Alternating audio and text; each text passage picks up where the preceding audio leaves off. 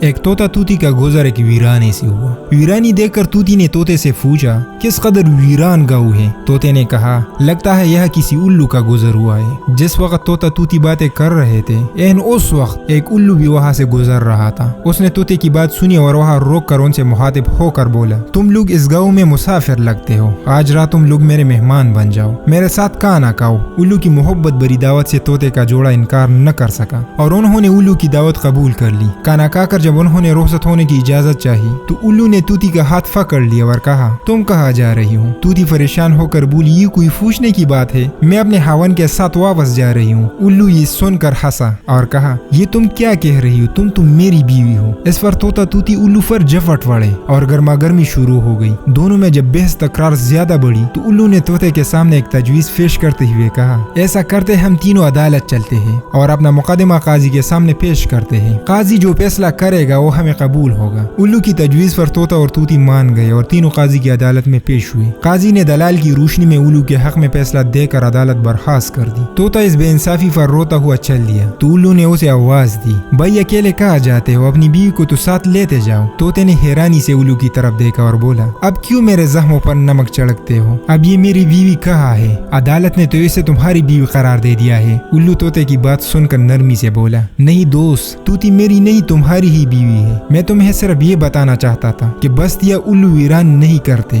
بلکہ ناانصافی سے ویران ہوتی ہے۔ اگر آج کل دیکھا جائے تو ہمارے معاشرے میں ہر طرف ناانصافی کے مجلس لگے ہوئے ہیں، اور اگر عالمی سطح پر دیکھی جائے تو آپ کو ناانصافی کی اس سے بڑی مثال نہیں ملے گی جو آج فلسطین کے ساتھ ہو رہی ہے، جس میں بچوں تک روندا گیا، کاٹا گیا۔ آج کل آپ کو سوشل میڈیا پر ہر جگہ یہ پوسٹ مل جائے گا جس میں لکھا ہوتا ہے کہ فلسطین کی شہداء کے لیے دعا کرو۔ اللہ کے بندے شہداء زندہ ہوتے ہیں، دعا تو ان لیڈروں کے لیے ہونی چاہیے جن کے ضمیر مر گئے ہیں۔